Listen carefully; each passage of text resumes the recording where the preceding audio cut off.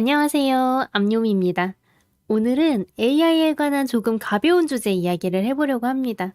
또 어쩔 수 없이 10년 전 이야기를 해볼게요. 10년 전에요. 제가 졸업한 학교에도 철학과가 있었어요. 철학과 친구들의 공통점은 물론 모두가 그런 것은 아니었지만 대부분 복수 전공을 하거나 대학원을 준비하고 있었습니다. 그때만 해도 철학과를 졸업해서 철학으로 무엇을 하기는 어렵다라는 이야기가 무리한 이야기가 되진 않았거든요. 오늘 제가 소개해드릴 기사에서도요, 비슷한 이야기를 하면서 기사를 시작합니다. 10 years ago, as the AI revolution was gathering pace, arts and humanities students were told that if they wanted to make themselves employable, they should learn to code. 10년 전 AI 혁명이 한창 속도를 내기 시작했을 때 인문, 예술 전공 학생들은 취업 경쟁력을 갖추려면 코딩을 배워야 한다는 말을 들었다. 이어지는 말을 볼게요. That may have been a bad advice. These days, it is programmers who are nervous about AI taking their jobs. 그것은 잘못된 조언이었을지 모른다. 요즘에는 오히려 프로그래머들이 AI들에게 일자리를 빼앗길까봐 전전긍긍하고 있다. 해당 기사는요, 지난 6월 24일에 이코노미스트 과학 및 기술 섹션에 실린 기사이고요. 기사의 처음부터 아주 재밌습니다. 끔푸또 에르고숨. 데카르트의 유명한 코기토 에르고숨, 즉 나는 생각한다 고로 존재한다를 패러디한 표현인데요. 직역하면 나는 계산한다 고로 존재한다 라는 뜻입니다. AI는 엄청난 계산 능력을 가지고 있지만 과연 계산만으로 생각한다고 말할 수 있을까요? 바로 이 질문에서 기사는 출발합니다. 제목부터 보여드릴게요. Why big AI labs are hiring so many philosophers? 거대 AI 연구소들이 왜 이토록 많은 철학자들을 고용하는가? 부제 또한 철학적입니다. The technology presents all sort of thorny problems a philosopher's favorite kind. AI 기술은 온갖 까다로운 문제들을 제기하는데 이는 철학자들이 가장 좋아하는 종류다. 시작해보겠습니다. 10년 전만 해도 인문학은 취업이 어렵고 앞으로는 개발자가 가장 유망한 직업이란 이야기가 많았죠. 그런데 불과 10년 만에 상황이 꽤 달라졌습니다. 기사에서는 미국 뉴욕 연방준비은행의 통계를 소개하는데요. 2024년 기준으로 컴퓨터공학 전공자의 실업률은 약 7%인 반면 철학 전공자는 5.1%였습니다. 철학 전공자의 취업률이 더 높은 거예요. 왜 이런 일이 벌어졌을까요? 바로 AI 기업들이 철학자를 적극적으로 채용하기 시작했기 때문입니다. 심지어는요, 대학생들이 졸업하기도 전에 직접 AI 기업한테 스카우트를 받을 정도라고 합니다. 예일대학교의 철학자 루치아노 플로리디는 철학과 교수들이 AI 기업으로 빠르게 이동하는 현상을 학계의 대량 출혈, 해머리징이라고 표현하기도 했습니다. 그렇다면 AI 기업은 왜 철학자를 필요로 할까요? AI는 결국 컴퓨터 프로그램인데 철학이 왜 필요하냐고요. 최근 AI의 가장 큰 문제 가운데 하나는 사용자의 말을 지나치게 맞춰주려는 경향이 있다는 거예요. 사용자가 틀린 이야기를 하더라도 맞다고 동조하거나 근거 없는 내용을 자신 있게 이야기하는 경우가 종종 있습니다. AI 사용하시는 분들은 많이 공감하실 것 같아요. 이를 AI 업계에서는 아첨 현상, 즉 시커팬시라고 부르는데요.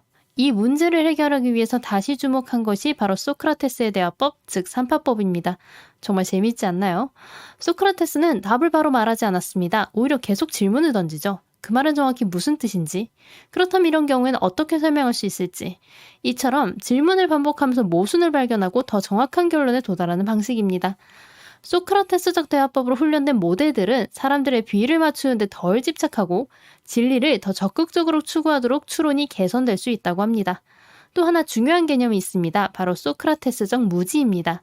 소크라테스는 자신의 지혜가 주로 자신이 얼마나 무지한지 아는 것에서 기인한다고 주장했거든요. AI는 종종 틀린 답을 너무 자신 있게 이야기합니다. 우리가 흔히 말하는 AI 환각 현상, 할로시네이션이죠. 그래서 최근에는 소크라테스의 무지에 착안해서 AI에게도 일종의 겸손함을 가르치려는 연구가 이루어지고 있다는 거예요. 확신할 수 없는 내용은 모른다고 말하고 근거가 부족하면 가능성을 여러 개 제시하도록 만드는 겁니다. 구글 딥마인드의 철학자는 이러한 접근이 최근 AI 환각 감소에도 도움이 되고 있다고 설명하기도 했습니다. 철학적 교훈이 생각의 사슬로 알려진 AI의 긴 추론 과정을 개선하는데 강력한 메커니즘이 된다는 거죠. 하지만 철학이 필요한 이유는 이것만이 아닙니다. AI는 결국 가치 판단도 해야 하기 때문입니다. AI가 발전할수록 중요한 것은 단순히 계산을 잘하는 능력이 아니라 올바르게 판단하는 능력이 되고 있습니다. 예를 들어 보겠습니다. 자율주행 자동차를 생각해보죠. 사고를 피할 수 없는 상황이라면 어떤 선택을 해야 할까요? 누구를 먼저 보호해야 할까요? 정답이 있는 문제는 아니죠. 이런 문제는 수학 공식으로 해결할 수 있는 것이 아니라 윤리학의 영역입니다. 그래서 AI 기업들은 AI에게 일종의 헌법을 만들어주기 시작했습니다. 이를 바로 AI 헌정주의라고 부르는데요. 이는 법적 또는 도덕적 권위를 지닌 철학적 저작에서 출현행 규칙과 원칙의 뼈대를 중심으로 모델을 구축하는 것을 포함합니다. 대표적인 사례가 엔트로픽의 클로드입니다. 클로드는 칸트의 철학, 세계 인권선언, 심지어 애플의 서비스 약관까지 참고해서 만든 78페이지 분량의 행동 원칙을 가지고 있습니다. 직원들은 이것을 클로드의 영어 문서, 클로드스 소울덕이라고 부른다고 합니다. 여기서 흥미로운 점은 AI마다 철학이 조금씩 다르다는 겁니다.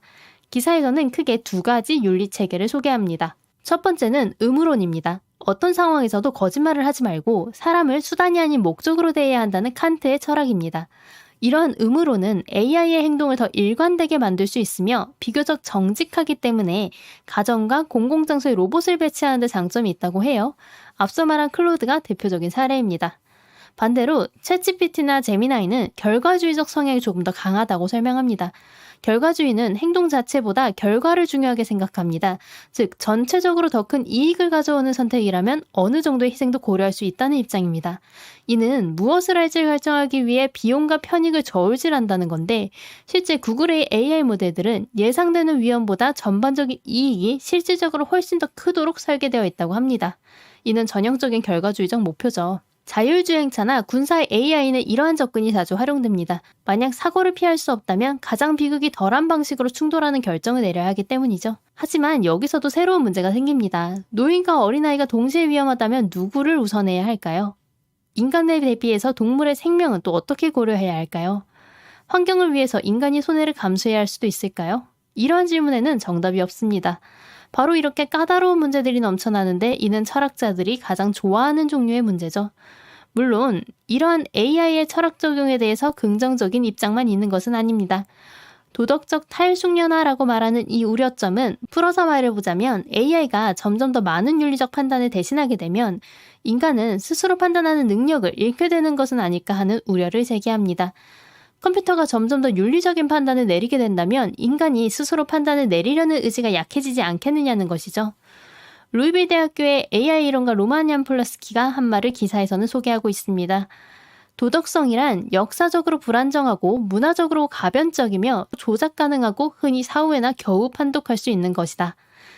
기술이 발전할수록 오히려 철학이 더 중요해지는 시대가 오고 있다는 기사의 메시지를 통해서 오히려 AI 시대의 경쟁력이 꼭 프로그래밍의 실력만은 아니라는 생각도 드네요. 앞으로는 좋은 질문을 던지고 다양한 가치관을 이해하며 무엇이 더 옳은 선택인지 고민할 수 있는 사람이 AI를 더 잘 활용할 수 있는 시대가 될지도 모른다는 생각도 듭니다. 결국 AI의 미래를 결정하는 건 알고리즘이 아니라 그 알고리즘 안에 어떤 철학을 담을 것인가의 문제로 심화될 수도 있을 거고요. 오늘 준비한 내용은 여기까지입니다. 재미있게 들으셨다면 구독과 좋아요 부탁드려요. 저는 또 다음 기사로 돌아오겠습니다. 감사합니다.